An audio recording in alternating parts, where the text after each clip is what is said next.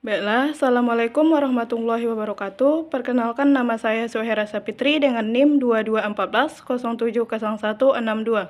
Di sini saya akan melakukan uji komprehensif tentang akidah akhlak. Akidah akhlak yang pertama yaitu rukun iman. Rukun iman secara bahasa, iman artinya percaya atau membenarkan. Dalam istilah Islam, iman adalah keyakinan yang dibenarkan dalam hati, diucapkan dengan lisan, dan diamalkan dengan perbuatan. Dasar akidah Islam yang wajib diyakini setiap muslim secara utuh dan tidak terpisah dalam membentuk pondasi yang iman yang kuat. Keenam rukun iman tersebut meliputi iman kepada Allah, iman kepada malaikat, iman kepada kitab, iman kepada rasul, iman kepada hari akhir, dan iman kepada qada dan qadar. Dalil yang menjelaskan tentang rukun iman terdapat dalam Quran surat Al-Baqarah ayat 286 yang berbunyi, A'udzubillahi minasyaitonirrajim, Bismillahirrahmanirrahim. Amanar rasulu bima unzila ilaihi mir rabbihi wal mu'minun. Kullun amana billahi wal malaikatihi wa kutubihi wa rusulih la nufarriqu baina ahadim mir rusulih wa qalu sami'na wa ata'na ghufranaka rabbana wa ilaikal masyir, yang artinya Rasul Muhammad beriman kepada apa yang diturunkan kepadanya Al-Quran dari Tuhannya. Demikian pula orang-orang yang beriman semua beriman kepada Allah, malaikatnya, kitab-kitabnya, dan rasul-rasulnya. Mereka berkata, kami tidak membeda-bedakan seseorang pun dari rasul-rasulnya, dan mereka berkata, kami dengar dan kami taat. Ampunilah kami, ya Tuhan, dan kepadamu tempat kami kembali. Dan adapun penjelasan tentang 6 rukun iman adalah: 1. Rukun iman yang pertama yaitu iman kepada Allah. Iman kepada Allah itu adalah rukun iman yang paling utama. Artinya, kita meyakini dengan sepenuh hati bahwa Allah itu ada, Maha Esa, memiliki segala sifat kesempurnaan, dan bersih dari segala kekurangan. Dalil tentang rukun iman kepada Allah terdapat dalam Quran surat Al-Ikhlas 1-4 yang berbunyi, Bismillahirrahmanirrahim. Qul huwallahu ahad, Allahus samad, lam yalid wa lam yulad wa lam yakul lahu kufuwan ahad. Artinya, katakanlah, Dia Allah yang Maha Esa.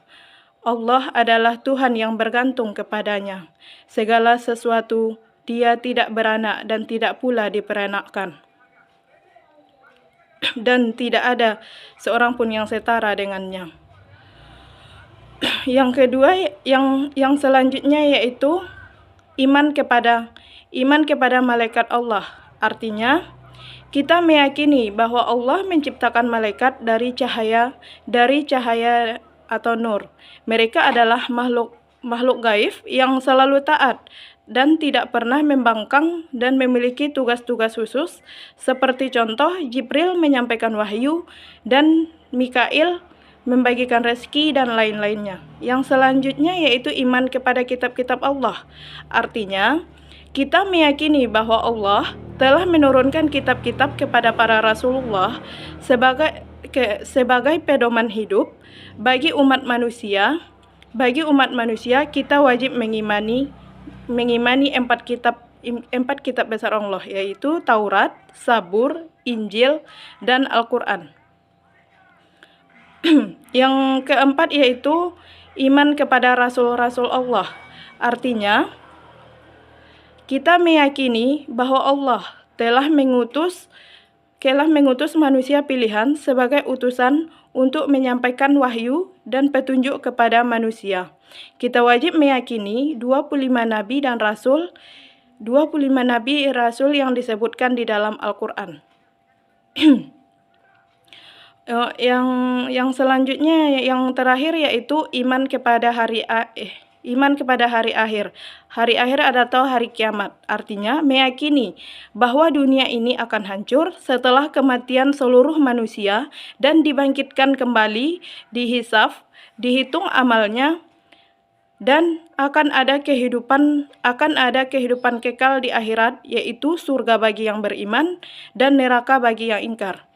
Rukun iman yang terakhir yaitu iman kepada qada dan qadar atau takdir. Artinya kita meyakini bahwa segala sesuatu yang terjadi di alam semesta, baik yang baik maupun yang buruk, terjadi atas kehendaknya, pengetahuannya, dan ketetapan Allah. Qada adalah ketetapan Allah sejak zaman sebelum dunia tercipta, dan qadar perwujudan dari ketetapan yang disebut terjadinya saat ini. Soal yang selanjutnya adalah arti dari nama-nama Asmaul Husna. Asmaul Husna terdiri dari 99. Yang pertama Ar-Rahman, Maha Pengasih. Yang kedua Ar-Rahim, Maha Penyayang. Yang ketiga Al-Malik, Maha Mengetahui. Yang keempat Al-Qudus, Maha Suci. Yang kelima As-Salam, Maha Sejahtera. Yang keenam Al-Mu'min, Maha Pemberi. Yang selanjutnya itu Al-Aziz, Maha Perkasa. Al-Jakbar, Al-Mutakabbir. Al-Khaliq, Maha Pencipta. Al-Bar, Maha Melepaskan. Al-Ghafar, Maha Pengampun. Al-Wahhab, Maha Pemberi karunia.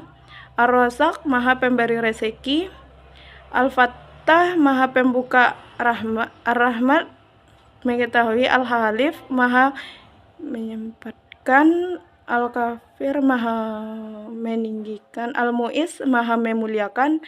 Al-Musi, As-Sami, Al-Bashir. Al-Hakam, Maha menetapkan. Al-Adil, Maha adil.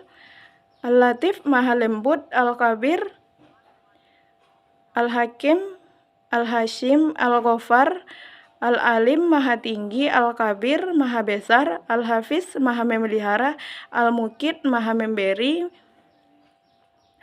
Al-Jalil, Maha luhur. Al-Karim, Maha memulia. Al-Jakbar, Maha mengawasi. Al-Mujib, Al-Majid, Al-Ba'id, As-Sahid, Al-Haq, Al-Wakil, Al-Qawi, Al-Walid, Al-Hamid, Al-Musi, Al-Murdi, Al-Muhyi, Al-Hayyum, Al-Qayyum, Al-Wajid, Al-Majid, Al-Ahad, Al-Samad, Al-Qadir. Soal yang selanjutnya yaitu akhlak terpuji dalam kehidupan sehari-hari. Akhlak terpuji biasanya disebut akhlak muamalah.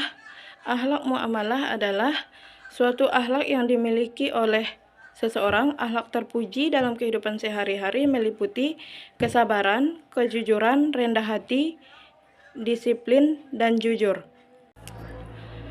Yang selanjutnya yaitu akhlak kepada Allah. Akhlak kepada Allah adalah sikap atau perilaku dan perbuatan mulia yang terpuji yang dilakukan manusia sebagai makhluk ciptaan Allah dan sebagai bentuk pengabdian kepada penciptanya.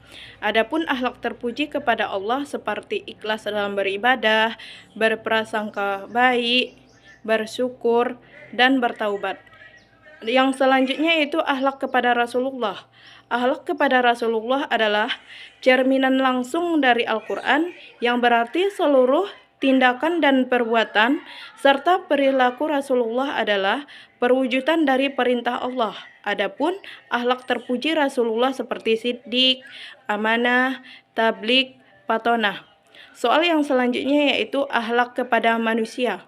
Akhlak kepada manusia dalam Islam mencakup perilaku mulia seperti jujur, amanah, pemaaf, bersikap adil, menjaga persaudaraan, serta saling menghormati. Soal yang selanjutnya yaitu akhlak dalam belajar. Akhlak dalam belajar adalah pondasi utama dalam pendidikan Islam. Ilmu tidak akan membawa keberkahan tanpa disertai dengan etika yang mulia.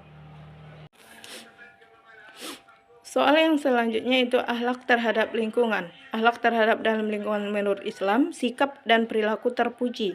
Akhlak muamalah manusia sebagai khalifah di bumi untuk merawat, melestarikan, dan menjaga alam semesta beserta isinya, serta menghindari perusakan. Islam mengajarkan bahwa manusia bertanggung jawab penuh atas segala pengolahan bumi, segala amanah dari Allah Subhanahu wa Ta'ala.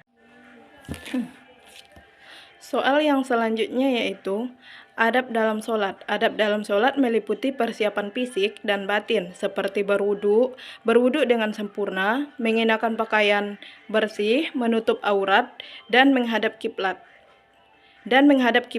Dengan tenang. Saat sholat dianjurkan khusyuk, fokus ke tempat sujud, tidak menoleh dan tidak bermain, serta merapatkan saf jika berjamaah. Tujuannya agar sholat lebih bermakna dan diterima. Berikut adalah rincian adab dalam sholat. 1.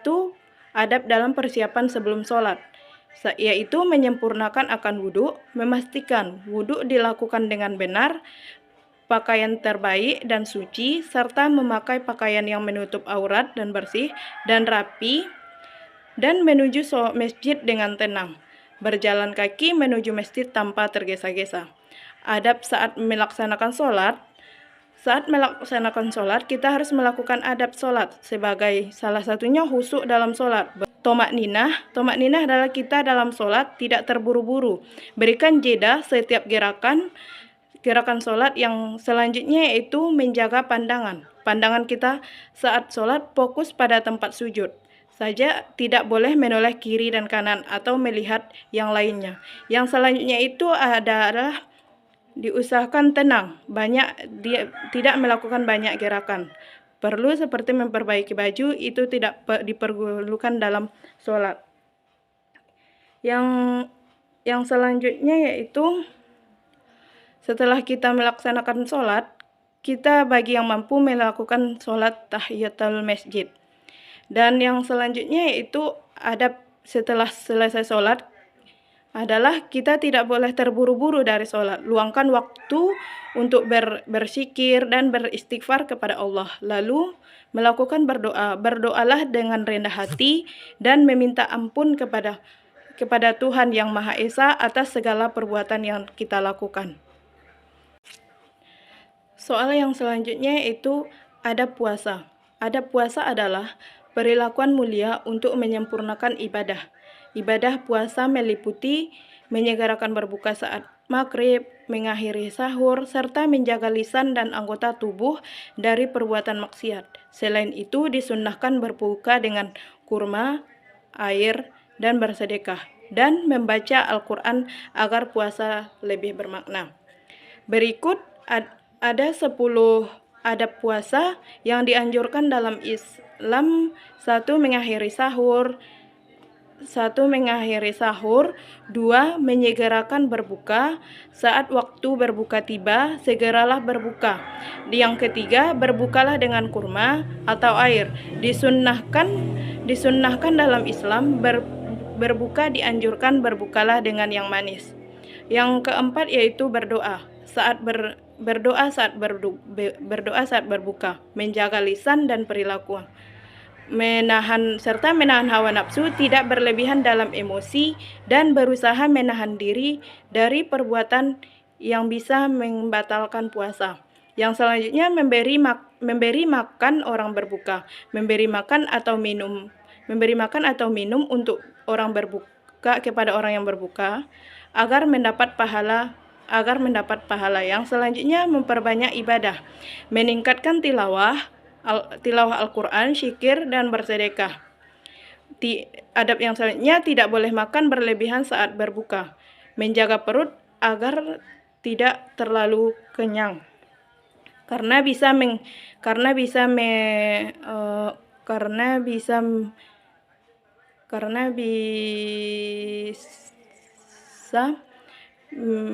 membuat sholat kita tidak khusyuk saat melakukan sholat. Soal yang selanjutnya yaitu adab dalam melaksanakan haji. Adab melaksanakan dalam haji terbagi menjadi beberapa tahap. Yang pertama, Adab sebelum berangkat yaitu seorang calon jamaah haji harus membersihkan diri dari dosa yang meliputi meluruskan niatnya. Meluruskan niatnya di sini yaitu meniatkan haji murni karena Allah, bukan sekedar untuk mendapat gelar atau pujian dari orang lain. Yang kedua itu bertaubat dan memohon maaf, melaksanakan segala urusan seperti membayar hutang dan meminta maaf kepada keluarga serta tetangga. Yang adab yang selanjutnya yaitu menggunakan harta halal. Menggunakan harta halal saat haji dengan biaya dari sumber biaya yang didapatkan Yang selanjutnya yaitu adab selama melaksanakan haji, yaitu mengenakan kain ihram. Seorang jamaah haji dilarang masuk ke wilayah terlarang dan menjaga lisan dan perbuatannya dalam melaksanakan ihram. Dalam melaksanakan ihram juga sebagai jamaah haji memperbanyak zikir, mengagungkan Allah selama perjalanan dengan suara yang lembut untuk perempuan dan suara yang jelas untuk laki-laki. Adab yang selanjutnya yaitu adab di tanah suci. Di tanah suci, sebagaimana kita ketahui, Mekah atau Madinah itu merupakan tempat suci. Kita harus memberitahu tanah suci dan mulia, maka etika sangat dijaga dan ditekankan di sana. Untuk kita harus sabar dalam kerumunan, tidak boleh mendorong-dorong atau menyakiti orang lain saat kita berada di sana. Dan diwajibkan menjaga kebersihan, tidak membuang sampah sembarangan dan mensucikan kesucian masjid. Dan menolong sesama jamaah, terutama kepada lansia, orang sakit, atau mereka tersesat saat melakukan ibadah haji, dan juga menjaga pandangan dan lisan tidak. Yang selanjutnya yaitu adab setelah kita melaksanakan haji. Setelah kita melaksanakan proses dalam haji yang makmur ditandai pada perbuatan dan perilaku seseorang telah pulang ke tanah airnya, yaitu menjadi pribadi yang lebih baik, lebih dermawan, tutur kata yang sopan, dan ibadahnya meningkat dan selalu melakukan perbuatan mulia. Setelah pulang ke tanah air, dia tidak pamer, menghindari sikap bangga yang atas dirinya diraih saat melakukan haji. Soal yang selanjutnya yaitu sifat-sifat Nabi. Dalam ajaran Islam, memahami sifat Nabi dan Rasul adalah bagian penting dari keimanan para nabi. Karena nabi adalah manusia pilihan yang dijaga oleh Allah dari dosa dan kesalahan dalam menyampaikan wahyu secara umum. Sifat nabi dibagi menjadi 3, yaitu sifat wajib yang pasti ada, sifat mustahil yang tidak mungkin ada, dan sifat jaiz. Berikut adalah penjelasannya. 1.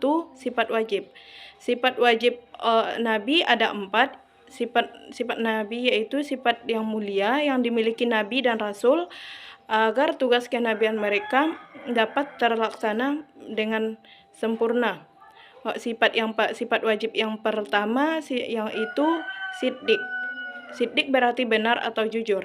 Nabi dan Rasul selalu berkata benar, dan perkataan dan perbuatan mereka selalu sejalan. Mustahil bagi seorang Nabi untuk berbohong, baik dalam urusan agama maupun urusan dunia. Sifat yang kedua yaitu amanah. Amanah artinya itu dapat dipercaya.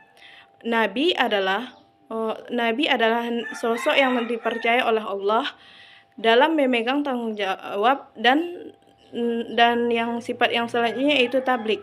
Tablik adalah menyempurnakan tugas utama. Tugas utamanya menyampaikan wahyu kepada umat manusia. Yang selanjutnya yaitu patonah.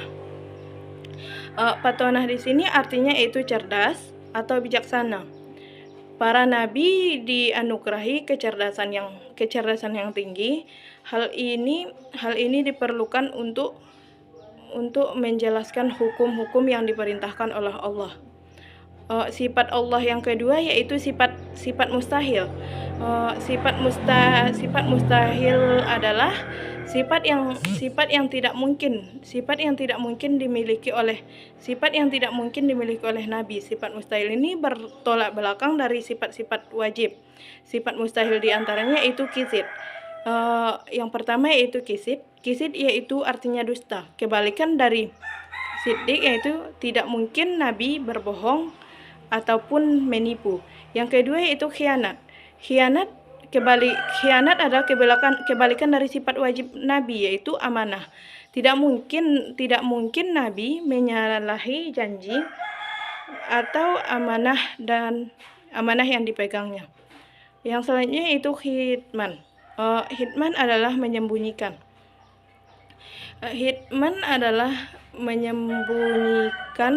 Yang selanjutnya yaitu baladah. Baladah artinya bodoh, kebalikan dari sifat fatonah. Tidak mungkin nabi itu bodoh atau pelupa, sehingga mudah diperdaya oleh musuhnya. Yang selanjutnya itu yang ketiga itu sifat jais. Sifat jais adalah sifat kemanusiaan. Sifat kemanusiaan nabi adalah tetap manusia tetapi memiliki kesucian. Contohnya itu nabi juga perlu makan, perlu minum, perlu tidur, menikah dan mereka juga bisa merasakan lelah, sedih dan sakit. Baik, cukup sekian dari saya penjelasan tentang akidah akhlak. Assalamualaikum warahmatullahi wabarakatuh.